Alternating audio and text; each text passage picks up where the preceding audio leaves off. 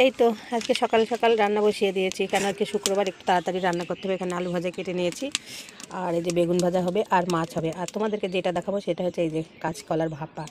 তো আজকে কাঁচকলার ভাপাটা আমি কিভাবে করি সেটাই তোমাদেরকে দেখাবো। এই যে কাঁচকলাগুলো বেশি বড় করে নিয়ে একদম ছোট ছোট করে কেটে নিয়েছি, 3খানা নিয়েছি,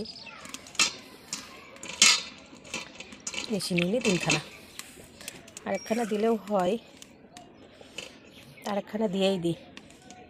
কাঁচকলার ভাপার মশলা করার সময় এই যে একটু এই কাঁচা লঙ্কা আর এই সর্ষে বাটা দিয়ে একদম ঝাল ঝাল করে পেয়ারা মাখিয়ে নিলাম। দেখো খেতে কিন্তু সেই লাগে, দারুণ লাগে খেতে।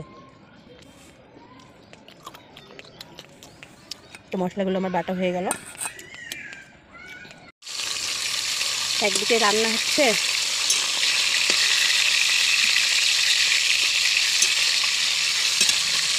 আর মাছটাও পুড়ে যাবে না উল্টে দিলে। মাছ ভাজা হচ্ছে, আর এই যে এদিকে বাজার, সব বাজার করে নিয়ে আসলো। ফুলকপি, বাঁধাকপি,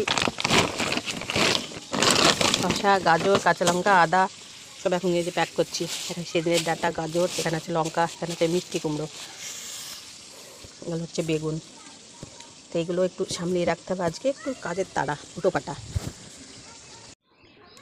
কলাগুলো কেটে এই যে লবণ পানিতে ভিজিয়ে রেখেছিলাম, এবার ধুয়ে তুলে নিলাম, দিয়ে দিলাম।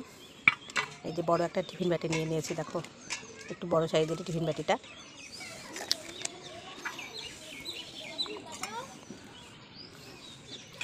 দিয়ে দেবো 1 চামচ কাঁচা লঙ্কা বাটা, এটা হচ্ছে জিরে বাটা, জিরে আর আদা রসুন বাটা,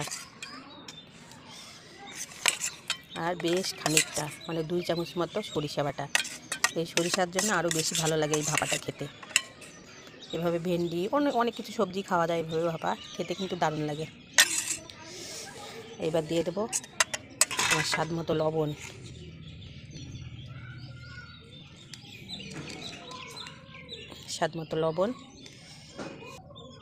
হলুদটা বেশি দেবো না, হলুদটা অল্প একটুখানি দেবো,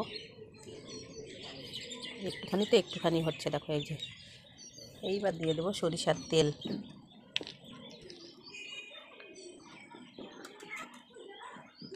বেশ খানিকটা সরিষার তেল দিয়ে দিলাম। হাত দিয়ে মাখাচ্ছি না, যেহেতু লঙ্কা টঙ্কা বাটা সব কিছু দেওয়া আছে, মাখালেও সমস্যা নেই, চামচ দিয়ে মাখিয়ে নিলাম।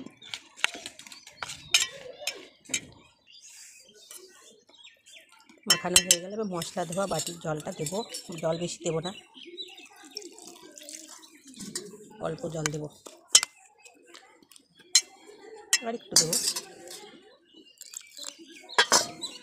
বেশি জল দিলে ভালো লাগবে না, যেহেতু ভাপাতে বেশি জলটা বেশি পড়াবে না।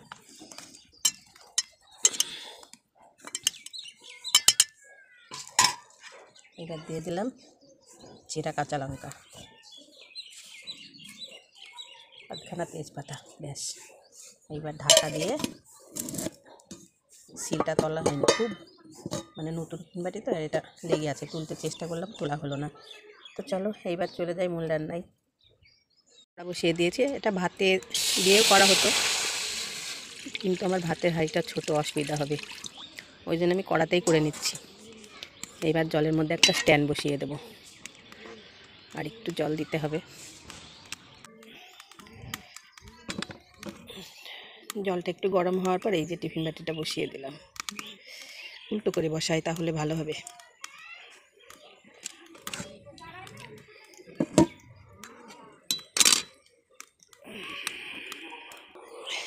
এই যে বসিয়ে দিয়েছি, এইবার ঢাকা দেব, তাহলে তাড়াতাড়ি হয়ে যাবে।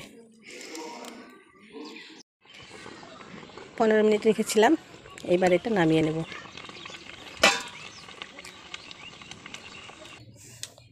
তো চলো এটা খুলে দেখাই। এই যে ফাইনাল লুক দেখো কলা ভাপার।